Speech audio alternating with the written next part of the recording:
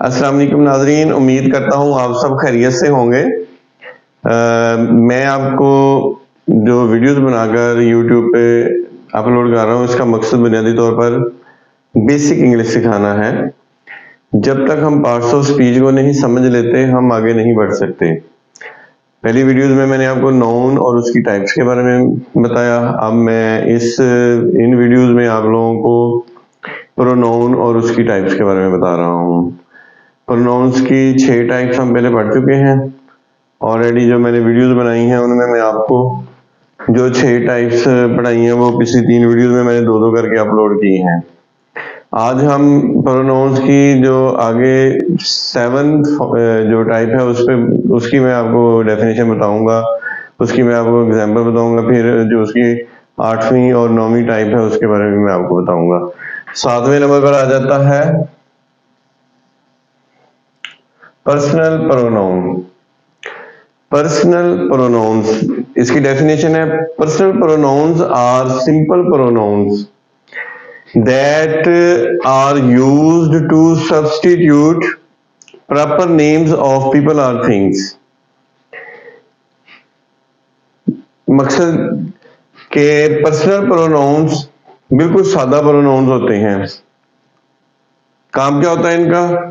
that are used to substitute proper names, जो कोई proper नाम होता है उसको तब्दील करने के लिए इस्तेमाल किए जाते हैं। प्रॉपर नाम अब किसका होगा? किसी शख्स का नाम हो सकता है, किसी जगह का नाम हो सकता है, किसी खास चीज का नाम हो सकता है।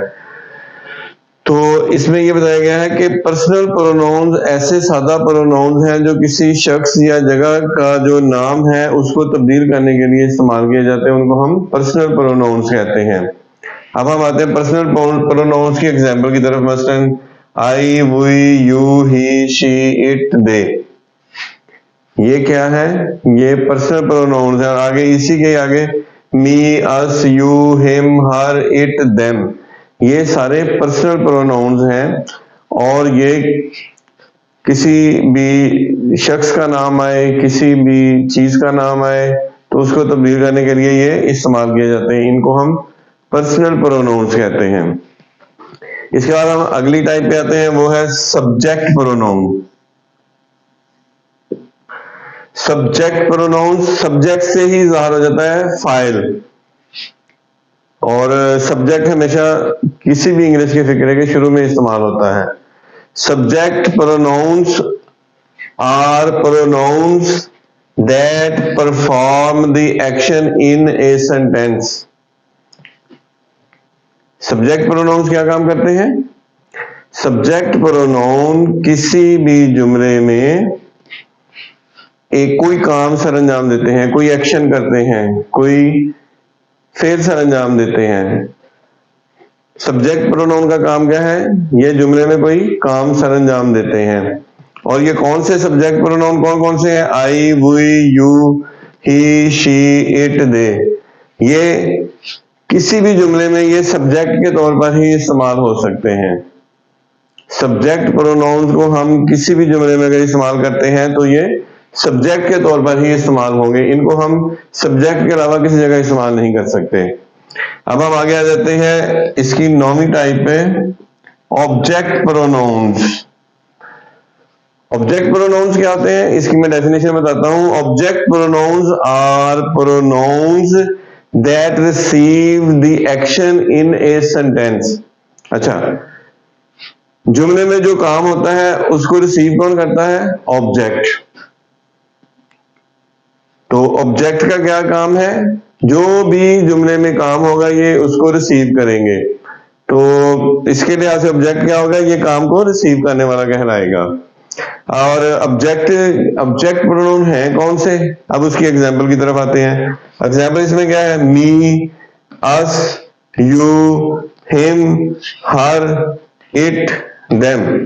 अच्छा, अब मैं इसकी फर्दर आपको वजाहत करके बताता हूं कि इनका काम क्या है।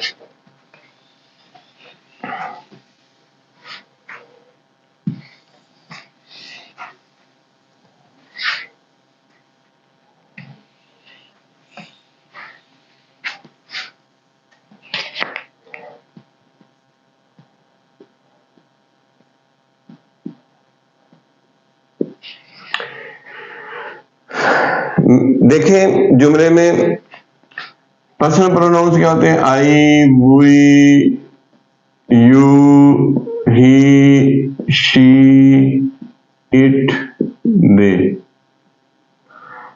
یہ سبجیکٹ فارم ہے پرسنل پروناؤنس کی. اس کا آبجیکٹ کیا بنے گا؟